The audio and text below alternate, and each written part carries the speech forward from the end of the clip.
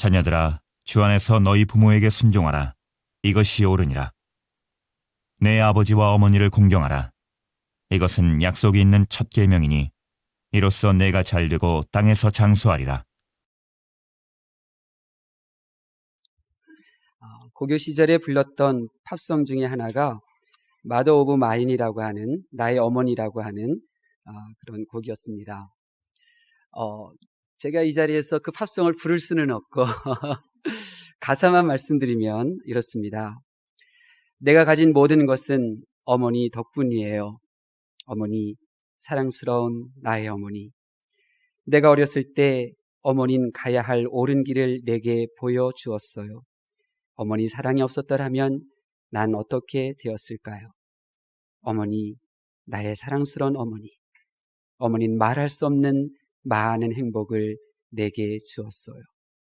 난 매일매일 어머니에게 축복이 있기를 하나님께 기도를 드려요. 나의 어머니, 이제 난 어른이 되어 나 혼자서도 똑바로 걸을 수 있게 되었어요. 이제 어머니가 제게 준 것을 돌려드리고 싶어요. 어머니, 사랑스러운 나의 어머니. 나의 모든 것은 다 어머니 덕분이라고 하는 이 고백이 바로 저와 여러분의 고백일 것이에요. 그리고 받은 바, 우리에게 준 그 모든 것들을 다시 다 돌려드리고 싶은 것이 바로 이곳에 있는 우리의 마음인 줄로 믿습니다. 부모님께 받은 것 다 돌려드리고 싶은 그 마음을 가지고 오늘 이 시간 하나님을 높여드릴 수 있기를 바랍니다. 하늘 아버지께서 여러분의 육신의 부모님에게 정말 기쁨을 드리는 삶을 살아갈 수 있도록 하나님께서 여러분에게 지혜와 능력을 더하여 주실 줄로 믿습니다. 저는 오늘 효는 축복된 인생의 문이다 라는 제목으로 하나님의 말씀을 전하고자 합니다. 효는 축복된 인생의 문이다. 왜 그럴까? 왜 효가 축복된 인생의 문일까? 하나님께서는 이렇게 효를 행하는 사람에게 놀라운 복을 주시기 때문에 그렇습니다. 우리 다시 한번 3절 말씀 읽어볼까요? 하나님께서 이렇게 효를 행하는 자녀들에게 주시는 그 복이 무엇입니까? 3절 말씀 봉독합니다. 시작.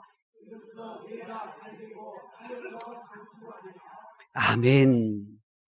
세상에 복을 딱 두 가지로 압축한다면 이 3절에 있는 이 복 아니겠어요? 잘 되는 복. 이 잘 되는 복을 이 효자 효녀에게 하나님께서는 주신다는 거예요. 이게 하나님의 언약이에요. 영혼은 불통인데 육이 잘 된다고 하면 그것은 복이 아니에요. 그렇기 때문에 하나님께서는 먼저 우리의 영혼이 잘 되게 하시고 그 다음에 범사에 형통하게 해주세요. 몸이 아프고 또 질병에 걸려 불통하는 것 같고 사업이 늦어지게 되고 학업에 실패하여 불통된 것 같지만은 그러나 하나님께서는 나중에 잘 되는 이 복을 주시는 거죠.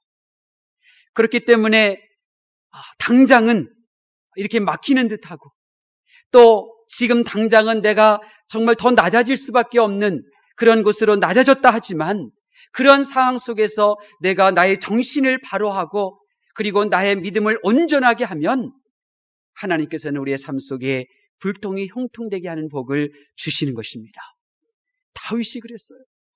당장은 왕에게 쫓기는 불통을 경험한 것 같지만 나중에 그는 잘 되잖아요. 다니엘도 당장은 죽음의 위협 가운데 생명을 그렇게 잃어버리는 것 같은 상황이었지만 나중에는 잘 되잖아요. 여러분이 효를 행하면 이 잘 되는 복을 하나님께서 주시는 줄로 믿습니다. 동시에 효가 축복된 인생의 문인 다른 이유 하나는 효를 행하면 하나님께서 장수하게 해주신다는 거예요. 이야, 불통하는 인생이 오래 산다? 이것은 복이 아니에요. 저주죠. 하는 일마다 안 되고 하는 일마다 막히는데 생명은 이게 죽지를 않아. 이거 참 고통이죠. 그러나 반면에 삶 속이 매일 하는 것마다 형통한데 거기에 장수? 이것은 복 중에 복 아니겠습니까? 그래서 오늘 성경에 보면 형통한 후에 장수의 복을 주시겠다 이렇게 말씀하시는 거죠. 네. 이 땅의 생명이 길 뿐만 아니라 영원한 생명도 하나님께서 주시는 거예요. 부디 이 자리에 참석한 여러분들은 오늘 이 시간 여러분의 인생에 축복된 그 인생의 문을 활짝 여실 수 있기를 바랍니다. 효를 행하는 것은 축복된 인생의 문을 여는 것과 같은 거예요. 그래서 그 축복의 문을 연다면 그 순간부터 안 될래야 안 될 수가 없고 죽을래야 죽을 수 없는 죽음의 자리에서도 생명을 잃지 않는 이런 복을 누리게 되는 것입니다. 믿음 가지고 한번 따라해 보세요. 효는 축복된 인생의 문입니다. 그러니까 여러분들은 반드시 이 축복된 인생의 문, 이 닫힌 효의 문을 활짝 여셔야 돼요. 여러분의 이 효의 문을 활짝 열면 하나님께서 여러분에게 불통은 형통으로 그리고 죽을 수밖에 없는 단명의 인생을 장수의 인생으로 바꿔주실 줄로 믿습니다. 하나님은요, 너무나 친절하신 분이에요. 하나님은 이렇게 약속하고 이렇게 상을 예배해 놓으셨을 뿐만 아니라 우리에게 실질적으로 그 열쇠까지도 그 문을 열도록 쥐어주셔요. 그래서 오늘 말씀을 보면 하나님께서 그 효의 문을 활짝 열 수 있도록 두 가지 열쇠를 주시는데요. 먼저 우리 1절 말씀 보겠습니다. 1절 말씀 봉독합니다. 시작.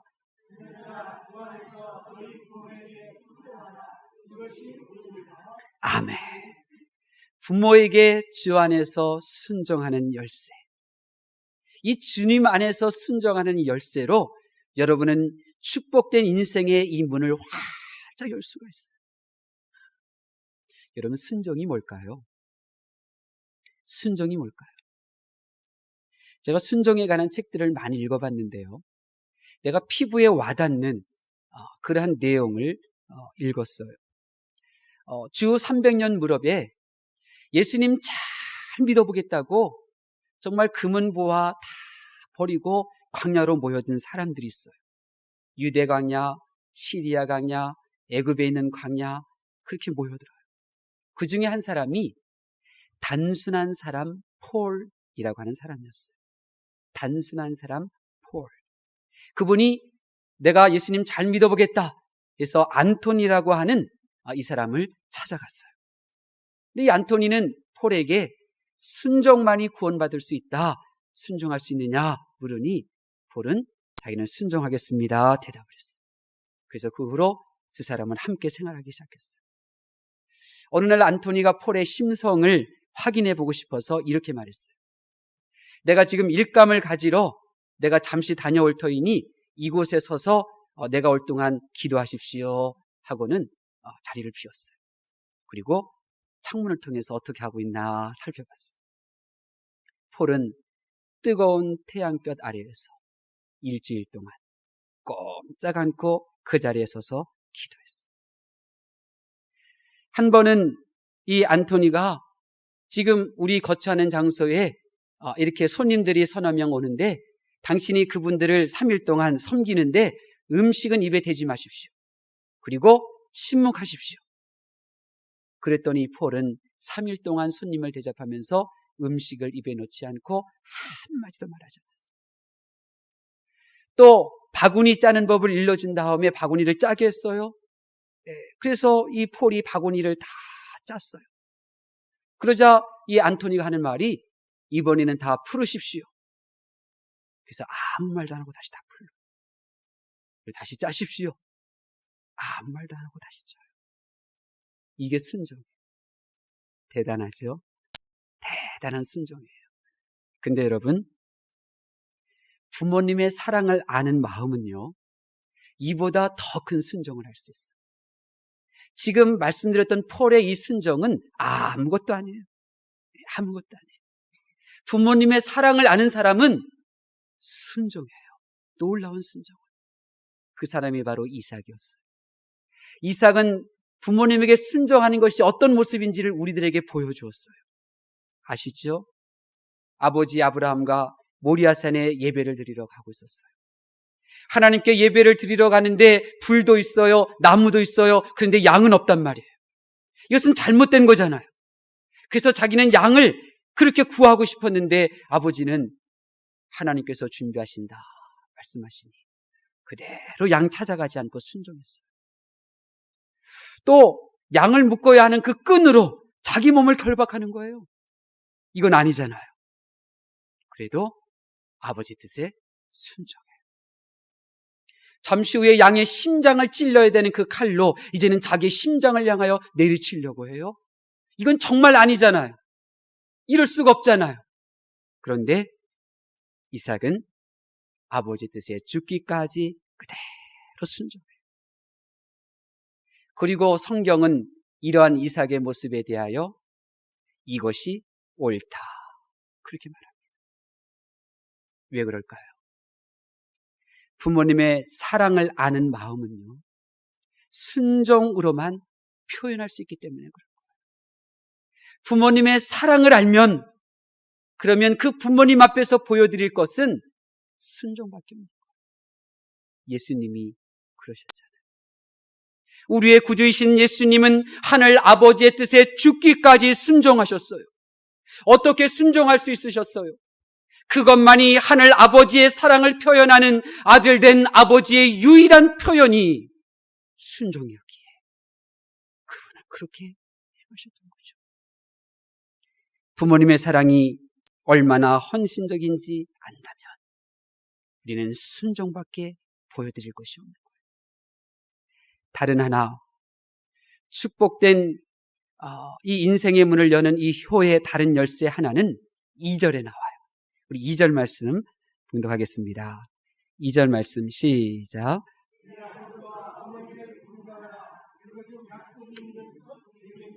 아멘.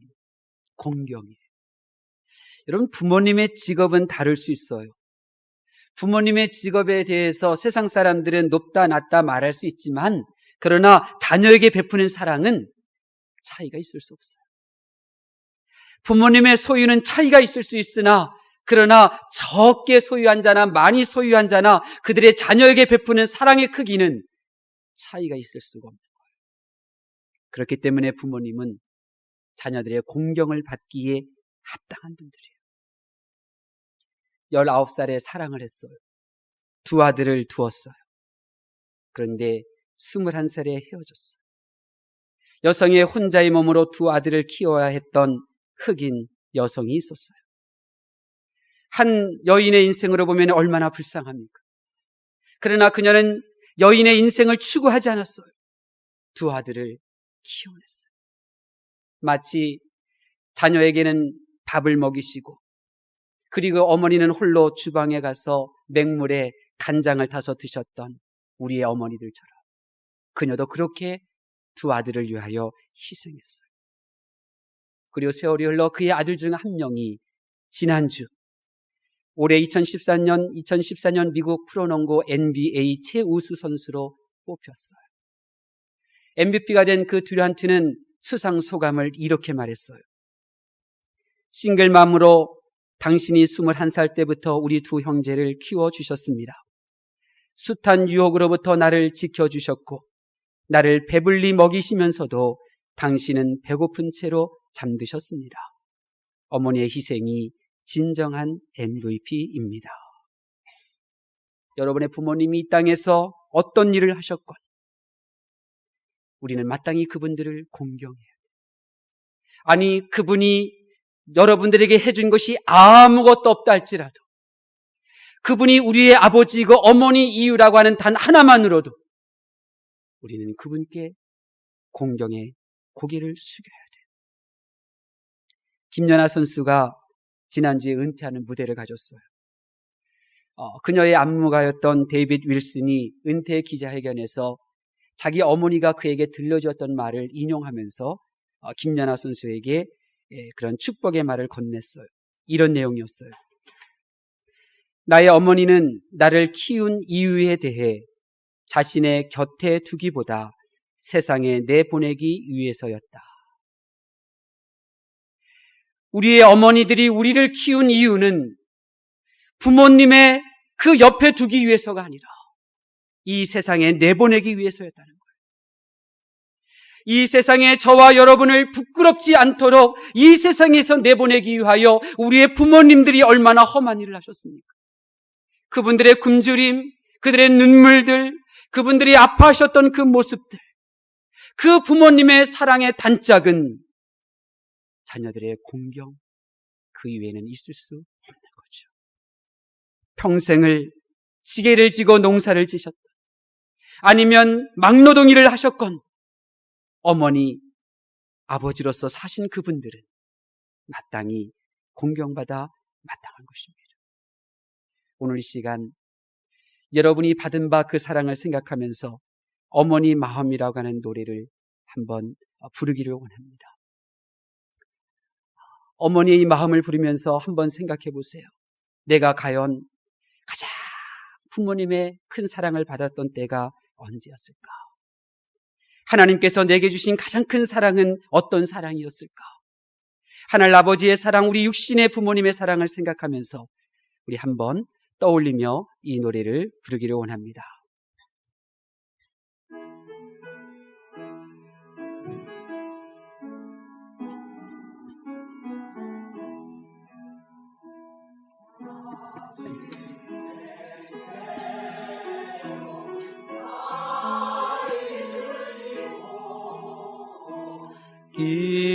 길을제의 밤낮으로 애쓰는 마음, 진 자리 마른 자리 가라앉으시며 손발이 다 닳도록 고생하시네. 하늘 아래 그 무엇이 넓다 하리요. 어머님의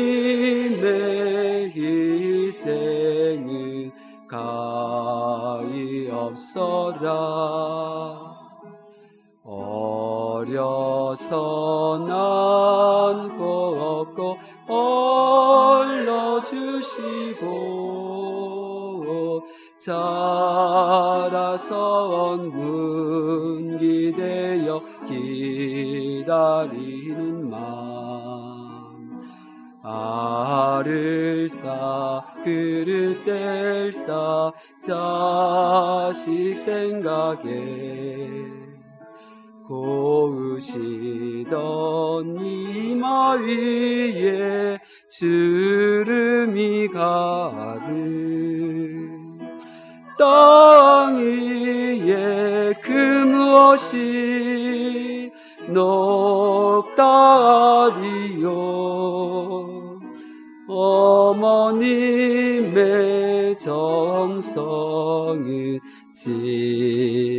지극하여라. 네, 그렇습니다. 감사합니다. 우리를 위하여 부모 잘 되라고 그렇게 수고하신 것이 아니라 오직 자녀 사랑으로 자녀 잘 되라고 노심초사하며 사셨던 그 부모님의 사랑, 저도 언제 그 부모님의 사랑을 받았는가 떠올리면 정말 죄송스럽고, 그리고 그 부모님을 위하여 내가 무엇을 할 것인가, 정말 하나님 앞에 부끄럽지 않을 수 없습니다. 지난주에요, 어버이날이었잖아요. 그래서 저도 양가 부모님에게 어떤 선물을 할까 막 선물도 준비하고 부산스럽게 움직였어요. 그러다가 제 딸 예은이에게 말했어요. 지금 16개월 됐잖아요. 야, 아빠는 이렇게 부모님한테 선물하려고 이렇게 분주한데 너는 나한테 어떤 선물 할 거냐? 물었어요. 그러니까 눈만 멀뚱멀뚱 뜨고 있더라고요. 근데 저녁에요, 제가 책상 앞에 이렇게 앉아 있는데 아빠 하면서 다가오는 거예요.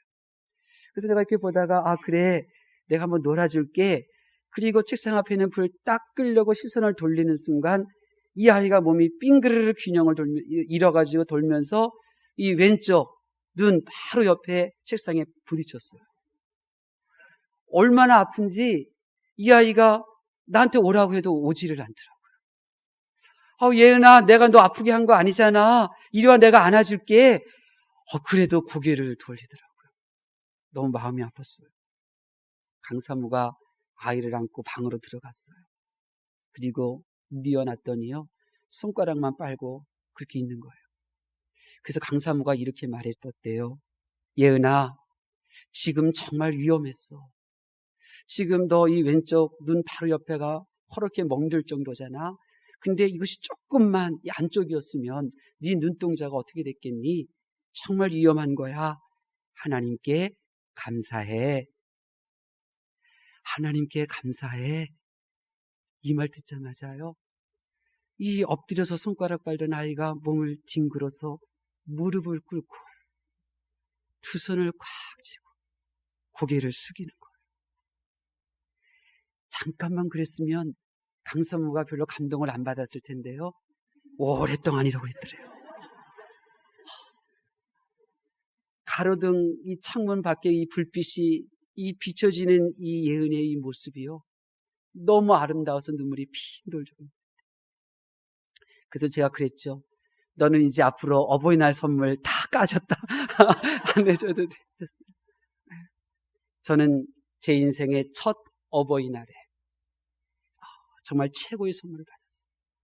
그리고 그 순간 저는 알았어요. 부모님에게 드릴 나의 최고의 선물이 무엇인지. 그때 알았어요. 여러분, 여러분의 부모님이 이 땅에 계시건 이 땅에서 이미 그렇게 떠나셨건 그것은 중요하지 않아요. 여러분이 그러한 부모님에게 드릴 최고의 기쁨의 선물이 뭔지 아세요? 당연히 음식도 아니에요. 영양제도 아니에요. 돈도 아니에요. 하나님을 부모인 나보다 더 잘 믿는 후손이 되는 것, 이것이 가장 큰 선물이에요. 예은이는 제게 그것을 보여줬어요. 제가 16개월 때 그렇게 무릎 꿇었던 적이 있었나요, 정태선 목사님? 없었대잖아요. 없었어요. 저보다 탁월한 믿음을 보여줬어요. 저는 이제 더 이상 아무런 선물이 필요 없어요. 아브라함, 그가 하나님의 부르심을 받게 돼요. 12장에. 그래서 하나님으로부터 내가 너로 큰 민족을 이루게 할 거야. 너는 복을 받을 거야. 내가 너 이름을 창대게 할 것이고 너는 복의 근원이 될 거야. 하나님께서 아브라함에게 언약의 말씀을 주셨어요. 여러분, 도대체 아브라함의 그 언약을 받았을 때의 영성이 어떤 영성이었을까요? 도대체 하나님께서 이 놀라운 언약을 들려주셨을 때에 이 아브라함의 삶은 어떠한 상황이었을까요? 바로 그 앞에 11장 마지막 부분에 아브라함의 아버지 데라에 대한 이야기가 나와요. 아브라함의 아버지 데라는 갈대아 우르 사람이었어요. 그 우르에서 태어났고 우르에서 결혼했고 우르에서 3형제를 두었어요. 그런데 이 우르에서 데라의 첫 번째 아들 하란이 죽었어요. 그리고 그 슬픔 속에서 이 데라는 하나님을 만나게 되고 그리고 가나안 땅으로 가려고 떠나가게 돼요. 그런데 이 갈대아 우르와 같은 문화권인 하란에 주저앉아 버렸어요. 그리고 전혀 다른 문화권이었던 이 가나안 땅에 가지를 않아요. 왜 그런가? 두려움을 극복하지 못했기 때문에 그런가.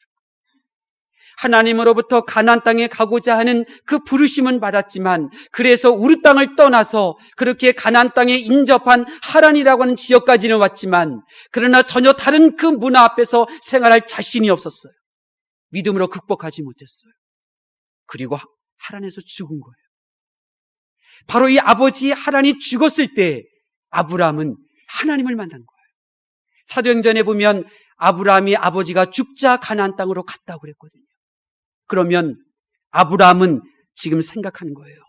아버지의 무덤 앞에서, 아버지 시신 앞에서.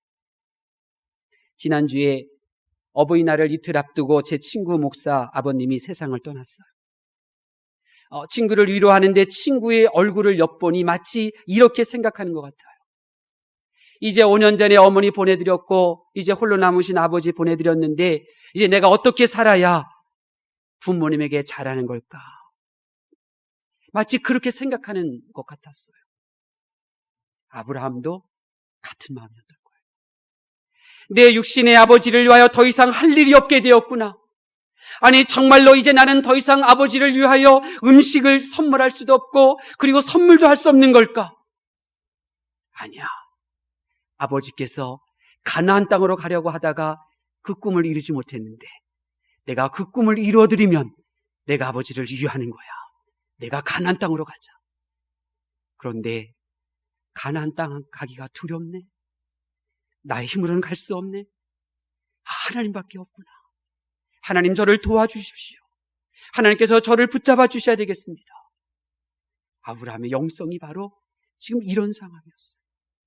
왜냐하면 12장 하나님의 부름을 받고 가나안 땅에 도착하자마자 아브라함의 그 정서가 표현되어지는데 그 정서가 뭐였느냐면 가나안 땅 사람들이 나를 죽이고 나의 아내 당신을 빼앗을까 두렵다. 그렇게 표현하고 있거든요. 비록 아버지는 말씀에 순종하여 우리를 떠났으나 가나안 땅에 이르지 못했지만 이제 나는 더 큰 믿음을 가지고 나는 이 하나님께 순종하여 가나안 땅에 가리라. 이것이 바로 아브라함의 믿음이었던 거예요. 하나님께서는 이 믿음을 보시고 아브라함에게 나타나셔서 아브라함에게 언약을 주신 거예요. 내가 너에게 이와 같이 복의 근원이 되게 할 것이다.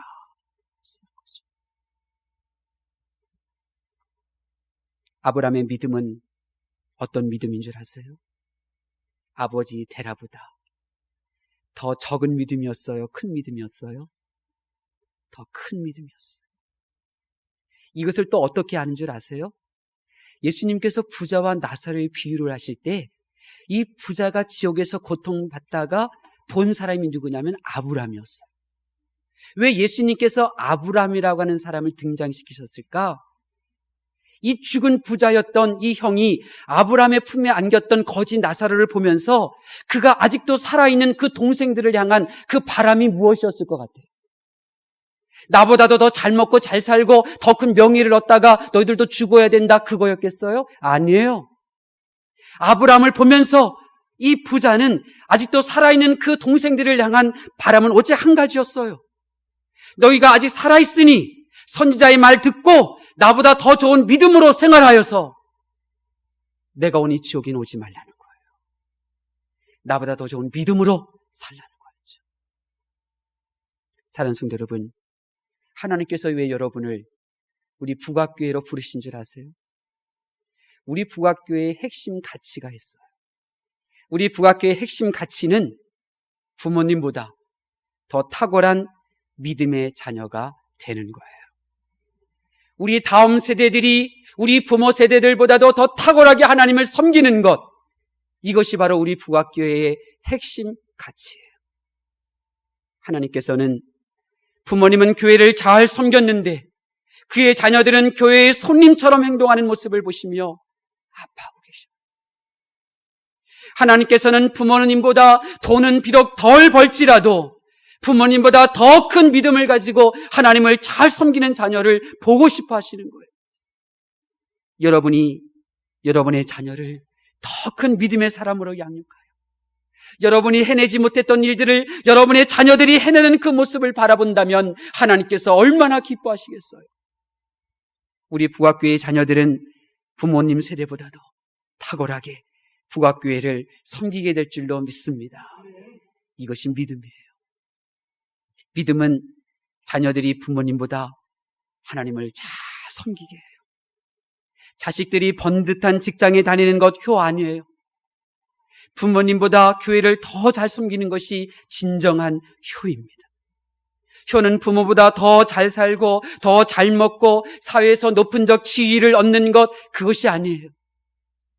영원한 효는 부모님의 신앙보다 더 큰 신앙을 우리 후손들이, 다음 세대들이, 우리의 자녀들이 소유하는 것입니다.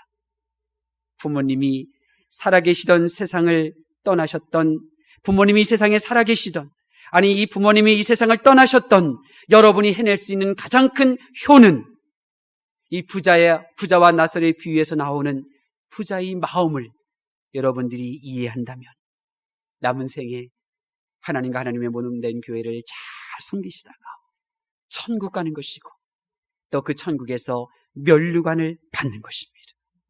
이것보다 여러분의 부모님에게 더 해줄 수 있는 가장 큰 선물은 없는 것입니다. 믿음은 후손에게 이어져야 하고 더 강해져야 합니다. 부모님의 믿음이 시내를 이루었다면 우리의 자녀는 강을 이루어야 하고 그들의 후손들은 호수를 이루고 바다를 이루어야 합니다. 믿음은 여러분의 부모님의 베푸신 사랑을 헛되이 하지 않게 해요. 믿음은 교회를 섬기시던 섬김의 손길과 눈물을 보게 하는 것입니다. 이제 이 시간 여러분의 육의 눈을 감으시고 이제 믿음의 눈을 열어 부모님을 보실 수 있기를 바랍니다. 우리의 영적인 신앙의 부모님들이 교회를 사랑하여 얼마나 기도를 뿌렸고 얼마나 많은 눈물을 흘렸는지 여러분 보셔야 합니다. 우리의 부모님들이 눈물의 기도와 사랑의 섬김으로 세운 교회가 이 세상의 가치와 물질관에 무너져서야 되겠습니까? 여러분의 부모님이 심장으로 섬긴 이 교회를 우리 후손들이 외면해서야 되겠습니까? 아버지 야곱보다 더 큰 믿음의 일을 행한 요셉은 야복강가에서 몸부림치며 하나님을 붙잡았던 아버지 그 야곱의 신앙을 보았습니다. 부모님의 신앙보다도 탁월한 믿음의 사람이 된 다니엘은 예루살렘 성전이 무너질 때에도 믿음을 지켰던 부모님의 그 신앙을 보았기에 그는 그 험한 인생길 살면서도 하나님과 이 세상에 믿음을 보여주었던 것입니다. 그렇습니다. 부모님이 흘린 눈물과 섬김을 믿음으로 보았기에 그들은 흔들리지 않고 더 큰 믿음으로 행했습니다. 이제 부모님 세대의 눈물과 헌신을 여러분 심장에 담으시고 이제 부모님보다도 탁월하게 교회를 섬기실 수 있기를 바랍니다. 부모님에게 가장 큰 효를 행하는 그 모습을 하나님께서 보시고 장수와 형통의 복을 주실 줄로 믿습니다. 이 시간 우리 함께 기도하기를 원합니다. 우리 말씀을 생각하면서 함께 기도하기를 원합니다. 하나님, 저희의 눈을 열어 부모님의 은혜를 보게 하여 주시옵소서. 저희의 영의 눈을 열어 교회를 향한 부모님의 마음을 보게 하여 주시옵소서. 부모님을 위한 삶을 살게 하시고 부모님의 바람, 부모님의 베푸신 사랑이 헛되지 않는 믿음을 가지고 살게 하여 주시옵소서. 부모님보다 더 탁월하게 교회를 섬길 수 있도록 믿음 허락하여 주시고 이 마음 변하지 않게 하여 주시옵소서. 주여, 삼창하신 후에 부모님에게 가장 큰 선물을 드리는 삶을 살기를 원합니다. 도와달라고 기도하겠습니다.